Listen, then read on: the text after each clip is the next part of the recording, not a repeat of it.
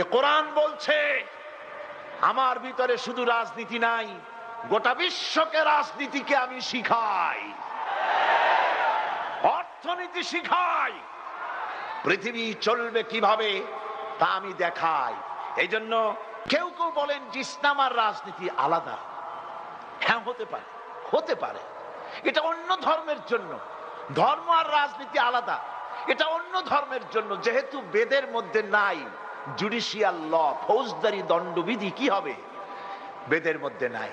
বেদের মধ্যে নাই চুরি করলে কি শাস্তি হবে, ডাকাতি করলে কি শাস্তি হবে, জিনা করলে কি হবে, এই কথা বেদের মধ্যে নাই। বাইবেলের ভিতরে নাই দেশ পরিচালনা করতে গেলে স্বরাষ্ট্রনীতি, পররাষ্ট্রনীতি, চুক্তিনীতি কি হবে, ব্যবসা কেমনে চলবে, স্বামী স্ত্রী প্রতিবেশীর সঙ্গে ব্যবহার কি হবে, বাপের সাথে মায়ের সাথে মুরব্বীর সাথে ব্যবহার কি হবে, বাইবেলের ভিতরে নাই। পৃথিবীর কোন ধর্ম গ্রন্থ ক্লেম করতে পারবে না, দাবি করতে পারবে না যে আমার ভিতরে রাজনীতি আছে, অর্থনীতি আছে। নাই। সেই জন্য ওরা বলে ধর্ম আর রাজনীতি আলাদা। কিন্তু আমার ধর্ম তো ওই রকম নয়। আমার ধর্ম তো ধর্ম নয়, এটা হচ্ছে জীবন ব্যবস্থা। এটা কি?